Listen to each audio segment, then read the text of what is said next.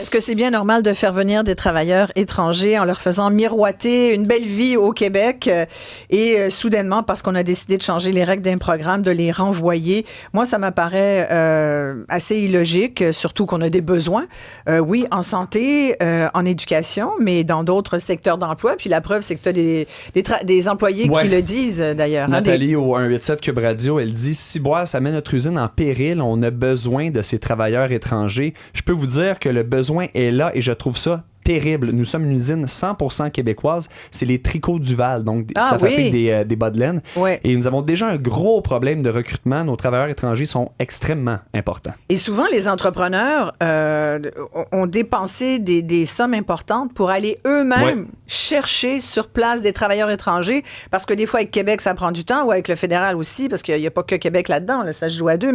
Mais moi, j'en connais là, qui ont dépensé plusieurs dizaines, quand c'est pas des centaines de milliers de dollars, pour aller chercher des travailleurs, que ça soit en Amérique du Sud, que ça soit en Europe, en Afrique. Et ce sont des travailleurs qui finissent par, quand ils ne parlent pas la langue, ils finissent par bien l'apprendre. Sergio est un bon exemple de ça. Ils ont des enfants ici, où ils en amènent, puis c'est tous des gens qui font que le Québec aujourd'hui est, oui, une société tissée serrée avec toutes sortes de fils qui viennent d'un peu partout et que chaque fil a sa couleur, puis je suis bien placée pour en témoigner.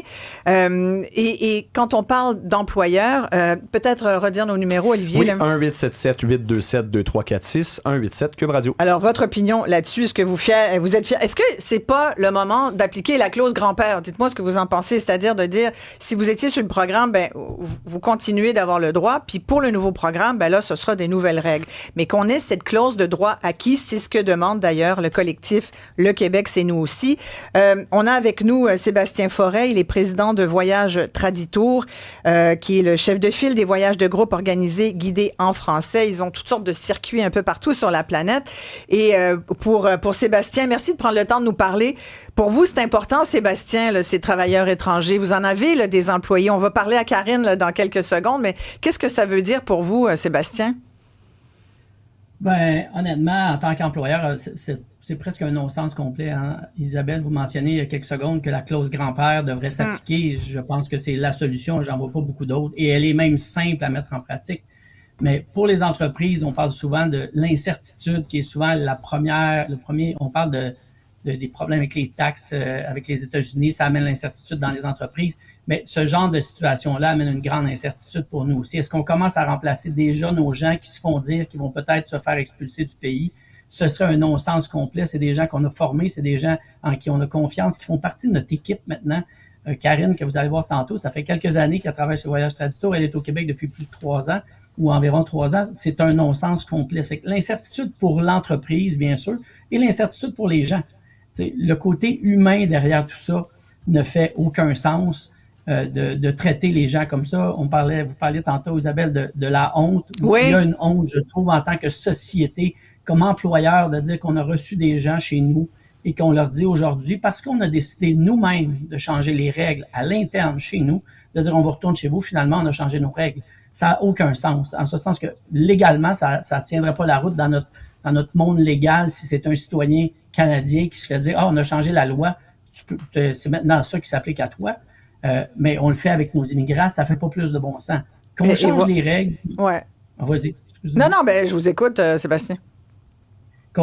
Puis je veux juste préciser, je ne suis pas un inconditionnel de l'immigration, en ce sens que je trouve qu'on doit bien faire les choses, mais on a des limitations en tant que société. On peut pas recevoir des centaines et des centaines de milliers de gens qui viennent pas qui viennent de notre pays. On veut faire notre part en tant que pays choyé à travers le monde, mais on a quand même des limitations puis c'est correct qu'on ait certaines règles et ça, je pense qu'il faut les appliquer puis les respecter. Ceci étant dit, on ne peut pas les changer de façon unilatérale comme ça. On doit respecter les gens qu'on a recrutés, respecter les gens qui sont chez nous, qui parlent français. On avait M. Legault qui était à Tout le monde en parle il y a quelques mois, qui nous disait, les gens qui parlent français, il n'y a pas de problème, eux, ils n'en auront pas de problème. Les gens ils nous mentionnaient des choses, mais il n'y a rien qui se met en pratique derrière ça. C'est des gens qui parlent français, qui ont des enfants qui vont à l'école en français, qui payent des impôts au Québec, comme vous et moi, et qui sont partie prenante de notre société, puis on leur dit, allez-vous-en chez vous. Ça n'a aucun sens. Oui, effectivement. Et puis, on a deux bons exemples avec moi qui témoignaient tout à l'heure. Florence Bollet-Michel, une travailleuse sociale en soutien à domicile, qu'on est allé chercher en Norvège, une Française qui habitait en Norvège, qui travaillait là-bas, qu'on est allé chercher. Elle est venue avec ses 4 enfants, son conjoint. Sergio da Silva, pareil, il vient du Brésil, papa de 2 enfants, qui est venu avec sa conjointe aussi. Les deux, d'ailleurs, font partie du collectif Le Québec, c'est nous aussi. Il y a une manifestation qui est organisée ce samedi. Mais là, on parle de travailleurs en santé puis en éducation. Sébastien, vous, dans le voyage, là, on s'entend que vous ne devez pas être une priorité pour Jean-François Roberge. On n'est peut-être pas une priorité, mais comme votre invité ou comme quelqu'un qui a écrit, je pense, sur votre chat, qui mentionnait que dans son usine de laine, ils en ont besoin. Nathalie. Nous, on a des besoins aussi. Et il y a certains postes qui sont difficiles à recruter. Karine, la personne qui va vous parler tout à l'heure, elle travaille dans notre département de l'aérien. L'aérien, c'est très technique. C'est pas tout le monde qui s'y connaît là-dedans. C'est une personne qu'on a besoin de garder chez nous. Et le gouvernement nous dit non. Ils n'ont pas personne qui est en mesure de faire une analyse intelligente derrière ça pour être capable de dire oui, effectivement. Puis nous, on a fait tout le processus. Vous l'avez recrutée, Karine, là, c'est ça? Vous êtes allé la chercher. Ouais. Puis on a démontré qu'on avait de la difficulté à recruter pour un poste comme ça dans la société québécoise. C'est une expertise précise. On l'a justement avec nous, Karine Arial-Pury. Bonjour, merci beaucoup de prendre le temps de nous parler. Karine, vous êtes employée donc chez Voyage Tradito. Vous êtes en charge, vous êtes coordonnatrice de l'aérien. Vous êtes au Québec depuis juin 23. Vous êtes d'origine française. C'est quoi coordonner l'aérien là, pour une agence de voyage comme Tradito? Là, ça veut dire quoi? C'est réserver beaucoup de billets d'avion pour nos nombreux groupes qui partent en utilisant des logiciels qui sont spécifiques. On n'achète pas nos billets d'avion sur le site du transporteur, on va pas sur aircanada.com. On utilise des logiciels qui sont vraiment spécifiques, sur lesquels il faut des formations qui ne s'apprennent pas comme ça du jour au lendemain et qui méritent en plus des appuis, des suivis de connaissances régulièrement. Donc vous, j'imagine que c'est votre expertise depuis de nombreuses années, ce qui a fait que Sébastien est allé vous chercher. Qu'est-ce qu'on vous a dit avant pour vous convaincre de venir vous établir au Québec pour travailler? Qu'est-ce qu'on vous a promis? On nous a promis la possibilité de bénéficier donc du PEC, qui nous permettait d'obtenir le statut de résident permanent après 2 ans d'emploi, 2 ans de travail à temps complet. Puis on nous a promis après un confort de vie et plein de choses différentes. Et là, c'est pas ça. Ouais. C'est plus trop ça. Ça devient difficile d'avoir la sérénité qu'on est venu chercher ici parce qu'on l'avait plus forcément en France dans le climat que l'on avait et que l'on perd également maintenant, puisque on se demande ce qu'il va advenir de nous. Vous auriez jamais pensé ça, Karine? En toute honnêteté, on a tout vendu. On a vendu notre maison, on a vendu nos voitures, on s'est éloigné de nos familles avec nos enfants qui étaient en pleine adolescence.